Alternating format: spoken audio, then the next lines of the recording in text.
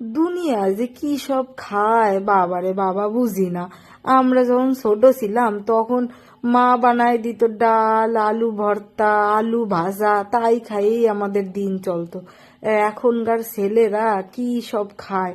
আমার ছেলে কয় মাম্মা রাজমা বানাই দাও। মাম্মা কি করলাম আমি, ইউটিউবে একদম দেখা বানাই ফেললাম রাজমা।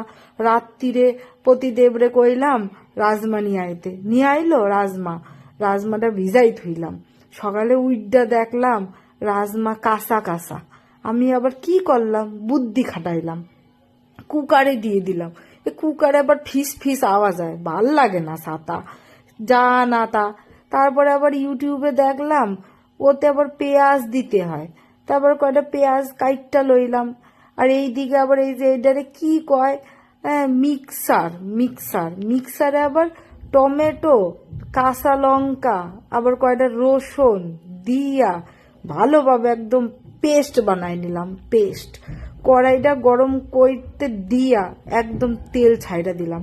কিন্তু হায় রে আমার কপাল, তেলটা তো গরমই হইল না। তার মধ্যে আমি এক গাদা জিরা ঢাইলা দিলাম। দূর, আর ভাল লাগে না, যা তা ব্যাপার। এখন জিরা না ফোটা পর্যন্ত পেঁয়াজটাও যে দিতে পারবো না। যাই হোক, গ্যাসটা কইরা দিলাম তেজ কইরা দিয়া জিরা ভালো মতন একদম খন্তা কুড়াল দিয়া নাড়াইতে লাগলাম।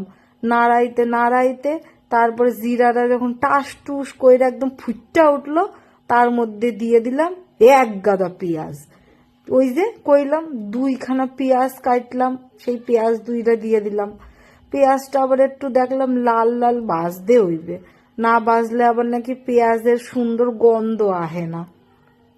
ভাজতে দিয়া আমি আবার কি যেন টুকুর টুকুর কইরা করতে লাগলাম, মাথায় ঢোকে না। তারপরে পেঁয়াজটা যখন একটু লাল লাল দেখলাম ভাজা হইল, তার মধ্যে দিয়ে দিলাম ওই যে মিক্সিতে ঘার কইরা কি সব পেস্ট মেস্ট হয়ে গেল। আমি বাবা বাহের জন্মে দেখি নাই এই রমতা। সারা জীবন হিলে বাইটটা তরকারি রান্না করেছি, সেই স্বাদ শিলের। আর মিক্সিতে মশলা বাটলে মোড্ডে ভালো লাগে না।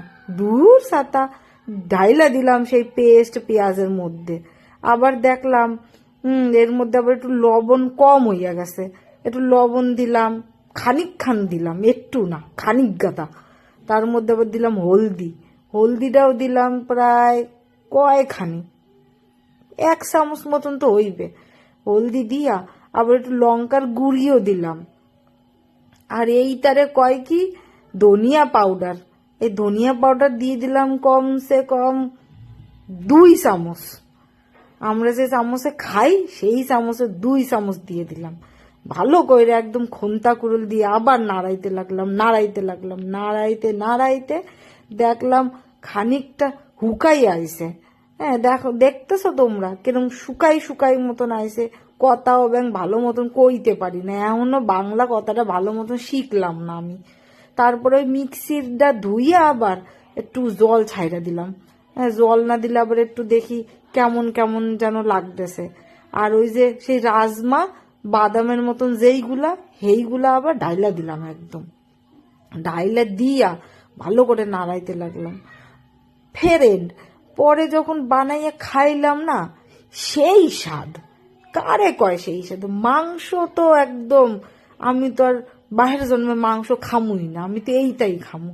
ছেলেটা আমার ঠিকই কয় রাজমা সত্যিই খুব ভালো লাগতেছে, আমার তো বিশাল লেগেছে।